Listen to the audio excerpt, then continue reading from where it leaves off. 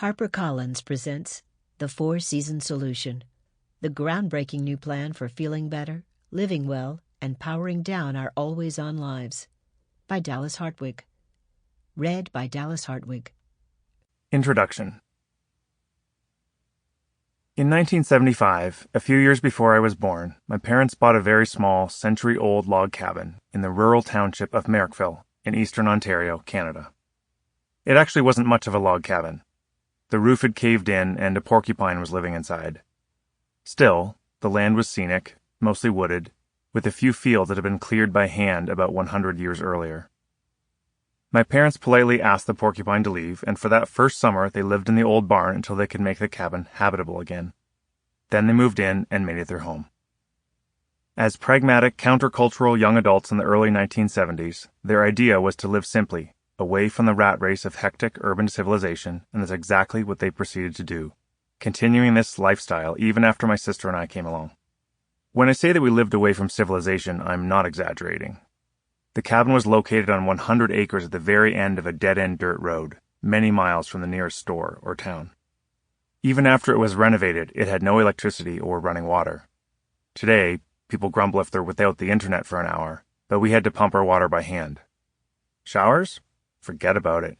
We took baths every so often in a tin wash tub.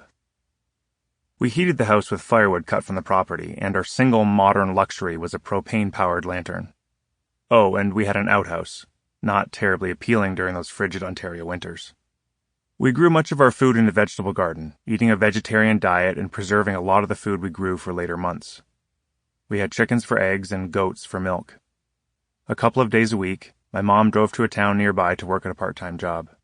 My dad stayed home full-time to tend to the house, take care of us kids, keep the garden going, cut wood, and perform other essential tasks. My sister and I spent most of our days outside, exploring the woods, playing with our dog and cat, reading, and daydreaming. Throughout each day, we lived in sync with the natural rhythms all around us.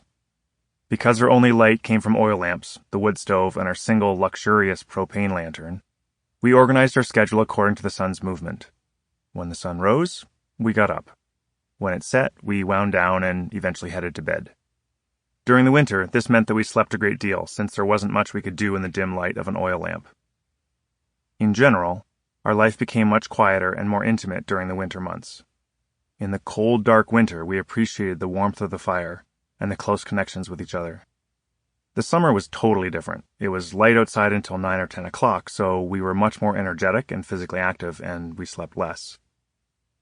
I had no inkling of it as a child, but in living according to nature's rhythms, we were living the way human beings have been doing for most of our history.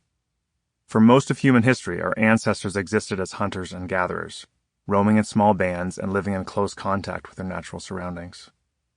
They were not living off the land, but rather were a part of the land.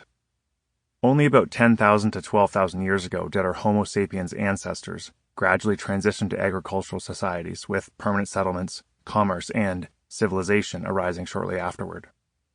The developments in manufacturing and mechanization following the Industrial Revolution, circa 1740 to 1840, only took us farther from the Earth's natural rhythms.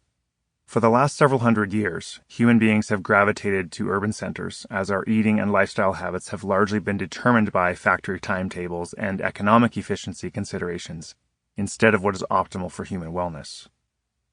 Like my own family, a band of ancient hunter-gatherers woke with the rising sun, were active and apart during the day, and reconnected in the evening before going to sleep after it got dark. Over the course of the year, they stayed in tune with seasonal variations. Rather, they lived in tune with those variations. There was no other option. But it wasn't just food and sleep behaviors that followed natural patterns. It was everything. In their diet, their physical movements, and their social interactions too, our ancestors and modern-day primitive tribes stayed in tune with the rhythms of nature, eating different foods in different seasons and in different places, moving their bodies in different ways at different times based on the demands of their environment, and exploring the world freely at times and staying closer to the familiarity and safety of the tribe at other times. The whole arc of their lives followed a pattern that mirrored the seasons of a year. They were born, they budded into adolescence and bloomed into adulthood. They contributed to the tribe through physical labor and sharing wisdom. They shared their lifetime of accumulated Sample complete. Ready to continue?